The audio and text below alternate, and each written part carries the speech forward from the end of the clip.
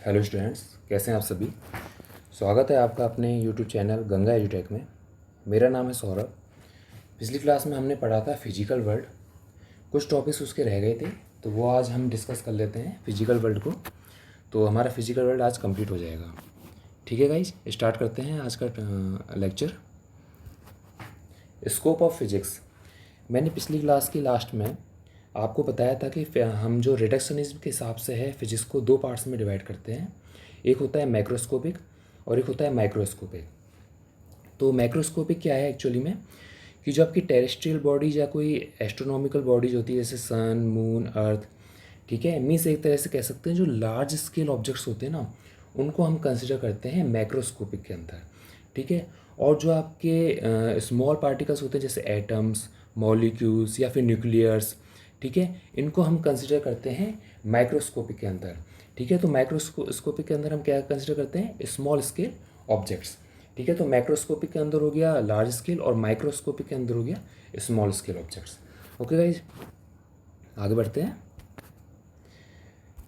आप हमारी जो फिजिक्स है ना, उसको बेसिकली दो पार्ट्स में डिवाइड किया गया है, यानी फिजिक्स को क्लासिकल फिजिक्स और मॉडर्न फिजिक्स। तो क्लासिकल फिजिक्स के अंदर हम पढ़ते हैं मैक्रोस्कोपिक जो भी आपके फिनोमिनाज होते हैं, यानी जो बड़े बड़े जो पार्टिकल्स की जो भी स्टडीज होती हैं, जो भी फिनोमिनाज होते हैं, वो सब हम पढ़ते हैं क्लासिकल फिजिक्स के अंदर। ओके। और जो आपके स्मॉल पार्टिकल्स के फिनोमिना होते हैं, यानी माइक्रोस्कोपिक जो फिनोमिनाज होते हैं, उसको हम पढ़ते हैं मॉडर्न फिजिक्स के अंदर। ओके। तो क्लासिकल फिजिक्स को हमने बेसिकली चार पार्ट्स में डिवाइड किया हुआ है। एक तो mechanics, electrodynamics, optics and thermodynamics. So mechanics के अंदर क्या आती है, यानी पार्टिकल्स की motions, forces, rigid bodies, etc, means जैसे जो न्यूटन्स के जो लॉज है ना मोशन के, वो मैकेनिक्स के अंदर ही आते हैं। ठीक है। यानी कोई पार्टिकल्स है वो मूव कर रहा है, उसकी कुछ वेलोसिटी है, कुछ एक्सिलरेशन है, उस पर कुछ फोर्स लग रहा है, तो ये सारी चीज़ की स्टडी हम किसके अंदर करते हैं, मैकेनिक्स के अंदर करते हैं। ठीक है। नेक्स्ट पार्ट है इसका इलेक्ट्रोडायनेमिक।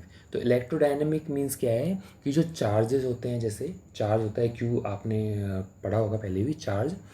तो चार्ज की वजह से क्या होता है कि इलेक्ट्रिसिटी जनरेट होती है या फिर मैग्नेटिक फील्ड जनरेट होता है। ठीक है।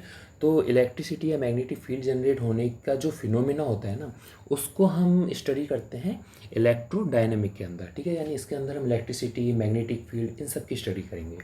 आगे आता है आपका ऑप्टिक्स। ऑप्टिक्स के अंदर जो भी लाइट रिलेटेड फिनोमिनाज होते हैं, जो भी जैसे रिफ्लेक्शन, ठीक है, इंटरफेरेंस, ये सारी जो भी टर्म्स होती हैं, जो लाइट से रिलेटेड जो भी फिनोमिना होते हैं, वो हम ऑप्टिक्स के अंदर पढ़ते हैं। ठीक है।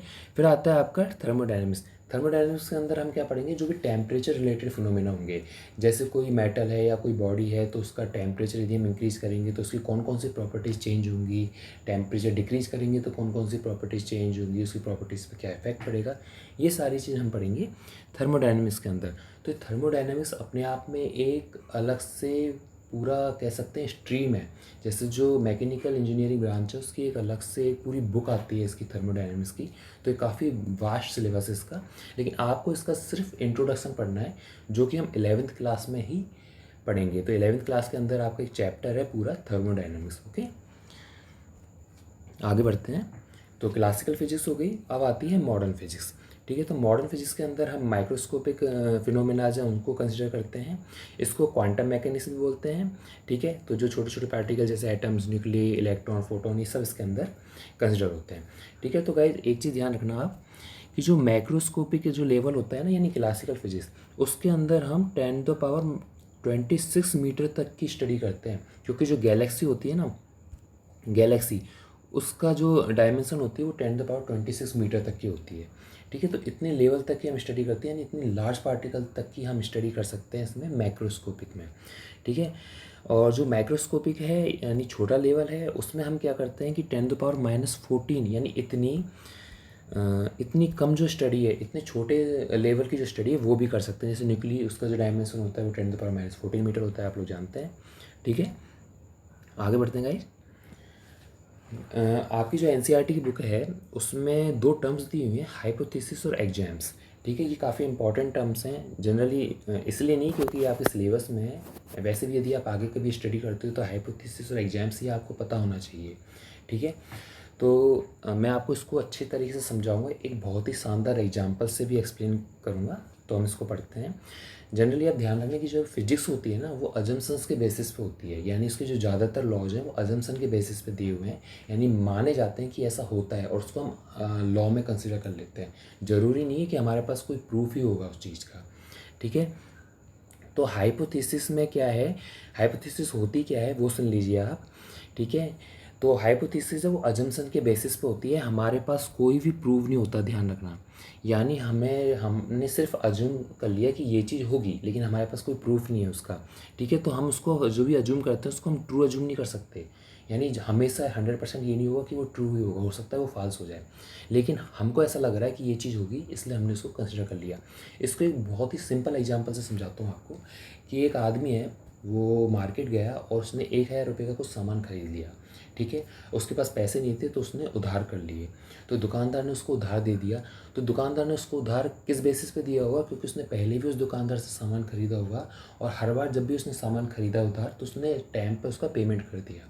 तो दुकानदार को पता है कि ये जो आदमी है ये टाइम पे अपना पेमेंट करता है, तो दुकानदार की नज़र में एक हाइपोथेसिस जनरेट हो गई कि ये हमेशा अपना पेमेंट करता है, तो अभी भी ये जो मुझसे सामान लेके जा रहा है उसका ये पेमेंट करेगा। तो ये क्या होती है, हाइपोथेसिस होती है, ठीक है। मीन्स इसने जो आदमी जो सामान ले रहा है उसने कोई स्टाम्प पे लिख के तो नहीं दिया, कोई रिटर्न प्रूफ नहीं दिया कि नहीं मैं तेरा पेमेंट करूँगा, ये क्या पता वो नहीं करता, ठीक है। लेकिन चूँकि वो हमेशा ही वो पेमेंट करता है, तो दुकानदार की नज़र में एक हाइपोथेसिस जनरेट है कि हाँ वो अभी भी वो पेमेंट करेगा ही, ठीक है। तो आपको समझ में आ गया होगा कि हाइपोथेसिस होती क्या है, कि हम मान के चलते हैं कि हाँ ये चीज़ हमेशा होती है तो ये होगी, लेकिन हमारे पास कोई रिटर्न प्रूफ नहीं है, ठीक है। अब इसको टेक्निकल एक एग्जांपल समझिए आप फिजिक्स में कि लॉज ऑफ ग्रेविटेशन, ठीक है। तो लॉज ऑफ ग्रेविटेशन क्या है कि ये माना गया है कि हाँ एप्पल नीचे गिरता है या कोई भी चीज़, हम हैं तो हम नीचे ही हैं, ऊपर नहीं जा रहे हैं, तो मीन्स कोई ना कोई ऐसी चीज़ है जो हमें अट्रैक्ट कर रही है इसलिए हम नीचे हैं। तो ये चीज़ मानी गई है, हमारे पास कोई ऐसा प्रूफ नहीं, हम कोई ज़मीन में ऐसा कोई लिखा हुआ नहीं है कहीं कि ग्रेविटेशन होता है इस जगह, ठीक है। हमने माना है कि हाँ कोई एक ऐसा फोर्स है, कोई ऐसी एक पावर है अर्थ के पास कि वो हर चीज़ को अपनी तरफ अट्रैक्ट कर रही है, ठीक है। तो वो होता है लॉज ऑफ ग्रेविटेशन। तो ये हाइपोथेसिस हो गई, हमारे पास कोई रिटर्न में कोई थ्योरेटिकल प्रूफ नहीं है इसका, लेकिन चूंकि ऐसा हमेशा हो रहा है, हर चीज़ अट्रैक्ट हो रही है, तो हमने मान लिया कि ये लॉज ऑफ ग्रेविटेशन है। ओके गाइज, आई होप आपको समझ में आ गया होगा, बहुत सिंपल वे में समझाया मैंने। अब एग्जाम्स समझते हैं।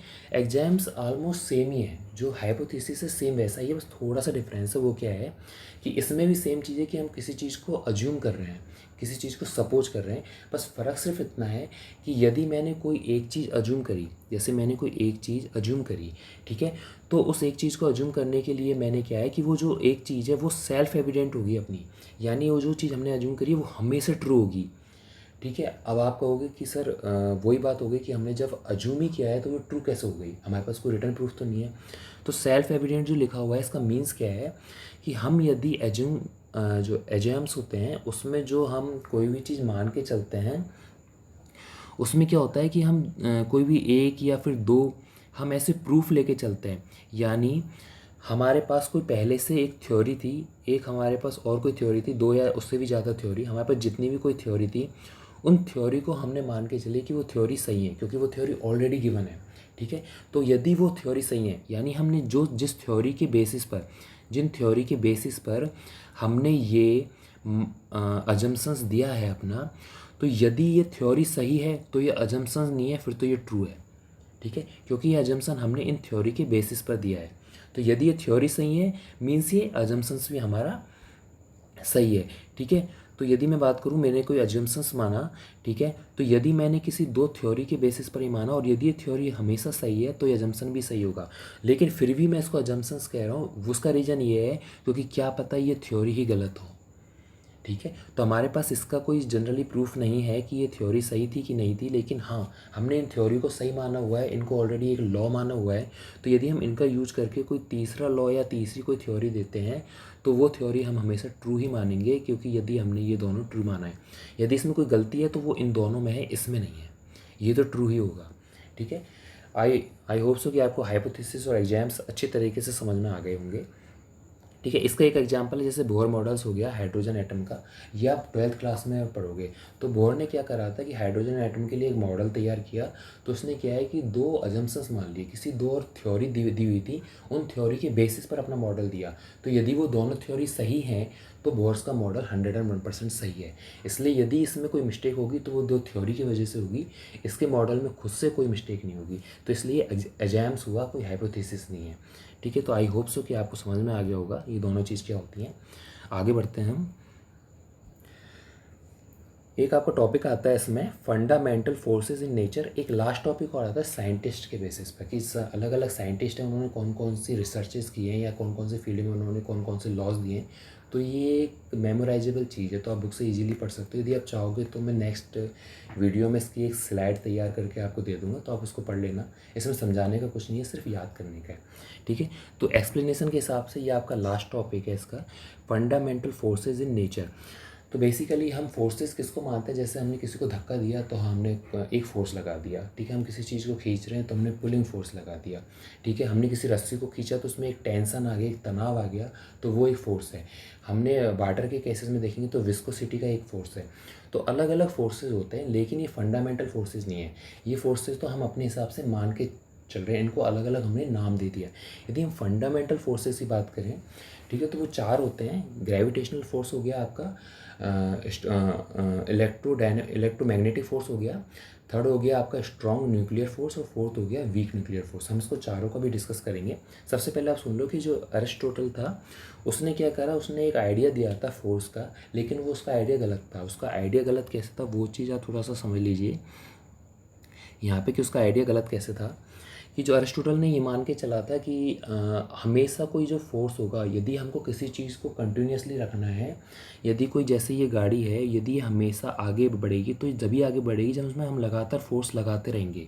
ठीक है, यदि हमने फोर्स लगाना बंद कर दिया तो ये गाड़ी यहीं पर रुक जाएगी। ये मान के चला था अरिस्टोटल ने। बात तो सही है, लेकिन क्या है ये रुकती क्यों है, क्योंकि नीचे फ्रिक्शन होता है। अभी आप पढ़ोगे आगे फ्रिक्शन। फ्रिक्शन क्या होता है कि हमारी जो सरफेस होती है, और एक सेकेंड, हमारी यदि कोई जैसे कोई गाड़ी है और ये जिस रोड पर चल रही है, तो इस रोड और इस गाड़ी के बीच में जो फ्रिक्शन होता है, यानी जो घर्षण होता है, जो कांटेक्ट होता है, उस कांटेक्ट की वजह से एक फोर्स जनरेट होता है जिसको हम फ्रिक्शन फोर्सेस बोलते हैं। ठीक है, तो इसकी वजह से क्या है, यदि हमने इसमें कोई फोर्स लगा दिया तो ये आगे बढ़ी, फिर हमने फोर्स लगाना कुछ समय बाद बंद कर दिया, तो क्या होगा, ये गाड़ी रुक जाएगी। रीज़न ये है क्योंकि इस दोनों के बीच में जो फोर्स है, फ्रिक्शन फोर्स, ये नेगेटिव वर्क करता है, जिसकी वजह से गाड़ी रुक जाएगी। ठीक है, लेकिन इस चीज़ को प्रूफ नहीं किया था, इस चीज़ को नहीं बताया था अरिस्टोटल ने। इसने सिर्फ डायरेक्टली ये बताया कि हमें हमेशा कॉन्टैक्ट की ज़रूरत पड़ेगी और हमेशा एक फोर्स हमें लगाना पड़ेगा किसी चीज़ को आगे कंटिन्यू करने के लिए। ठीक है, तो ये चीज़ गलत थी क्योंकि इसने कोई चीज़ प्रूफ नहीं कही, कोई चीज़ परफेक्ट नहीं दी। तो इसका ये जो फोर्स का आइडिया था ये गलत था। तो हमारे पास जो सबसे बेस्ट आइडिया आया था फोर्स का, वो आया था न्यूटन ने। न्यूटन लॉज ऑफ जो मोशन है उसमें जो उसने फोर्सेस दिए थे, उसमें सबसे पहले हमारे पास आइडिया आया था। तो नोशन क्या होता है, ये नोशन है, मोशन नहीं है। ठीक है, ध्यान रखना, मोशन होती है गति। नोशन मीन्स हो गया एक तरह से फॉर्म, यानी फोर्स की जो सबसे पहली जो करेक्ट फॉर्म थी वो न्यूटन ने दी थी, अरिस्टोटल वाली गलत थी। ठीक है, इसकी तो गलत थी और इसकी राइट थी। ठीक है, तो ये चीज़ ध्यान रखना। अब आगे बढ़ते हैं हम कि सबसे पहला फंडामेंटल फोर्स आता है ग्रेविटेशनल फोर्स। ग्रेविटेशनल फोर्स का एक फॉर्मूला होता है Gm1m2/r²। m1 है मीन्स एक कोई पार्टिकल, m2 दूसरा पार्टिकल। यदि उन दोनों पार्टिकल के बीच में ग्रेविटी फोर्स लग रहा है तो हम ये फॉर्मूला लिखेंगे। जैसे यदि अर्थ और हमारे बीच में लिखेंगे तो m1 हो गया अर्थ का मास, m2 हो गया हमारा मास। ठीक है, जी हो गया यूनिवर्सल ग्रेविटेशनल कांस्टेंट यानी गुरुत्वीय नियतांक। ठीक है, आर उन दोनों पार्टिकल्स के बीच की डिस्टेंस। ठीक है, ये हम आगे पढ़ेंगे, आपका ग्रेविटेशन पूरा चैप्टर है उसमें हम इसको कवर करेंगे। सबसे पहले आप जो अभी ध्यान रखिए वो ये होता है कि ग्रेविटेशनल फोर्स है ये हमेशा अट्रैक्टिव फोर्स होगा। ठीक है, क्योंकि हमेशा अट्रैक्ट करता है, ये रिपल्सिव नहीं हो सकता। इसकी रेंज इनफाइनाइट होती है। ध्यान रखना, कितनी भी दूर दो पार्टिकल्स हों उनके बीच में कुछ ना कुछ फोर्स होगा। ठीक है, हाँ, यदि आर ज़्यादा होगा यानी डिस्टेंस ज़्यादा है तो फोर्स बहुत कम होगा, यानी इन्फाइनाइटी के लिए फोर्स ऑलमोस्ट जीरो होगा। लेकिन इन्फाइनाइट में यानी कितनी भी दूर हो थोड़ा बहुत फोर्स तो हमेशा होगा। ठीक है, और ये सबसे वीकेस्ट फोर्स होता है, ये चीज़ ध्यान रखना। आप हमेशा ये आप इस चीज़ को थोड़ा सा आश्चर्य के रूप में लोगे मेरे हिसाब से कि वीकेस्ट फोर्स और वो भी ग्रेविटेशनल फोर्स।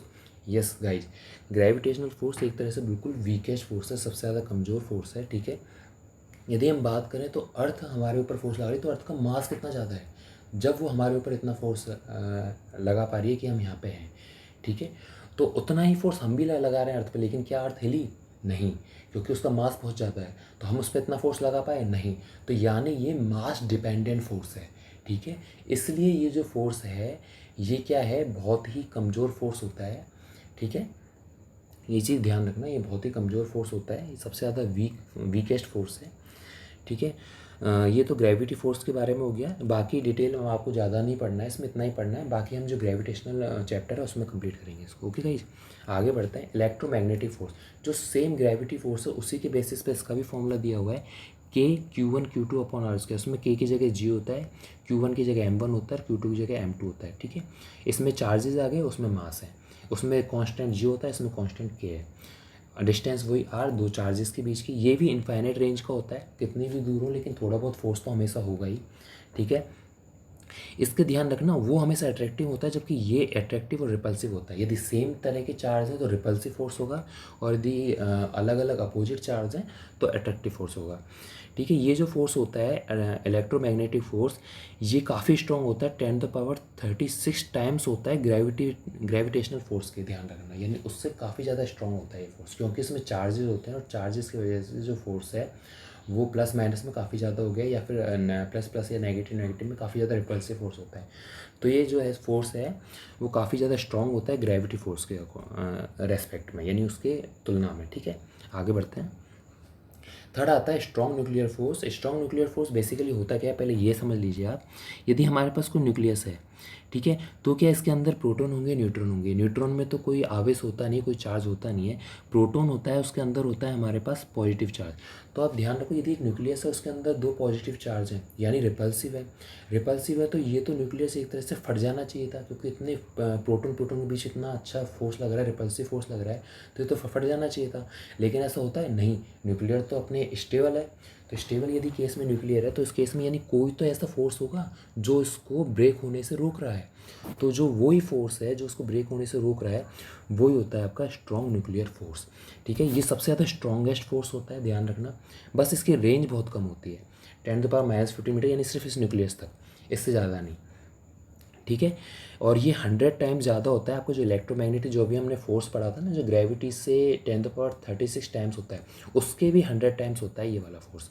इसलिए ये सबसे ज़्यादा स्ट्रॉन्गेस्ट फोर्स है, सबसे ज़्यादा वीकेस्ट फोर्स है ग्रेविटेशनल फोर्स, ठीक है, ध्यान रखना। आगे बढ़ते हैं। लास्ट फोर्स है आपका वीक न्यूक्लियर फोर्स। तो वीक न्यूक्लियर फोर्स एक्चुअली में होता क्या है, ठीक है, कि ये हमेशा नहीं होता। कोई ऐसी न्यूक्लियर में कोई ऐसी प्रोसेस हो गई कि बीटा डीके हो गया, ऐसी कोई जनरल बता रहा हूँ, बीटा डीके एक एग्जाम्पल है।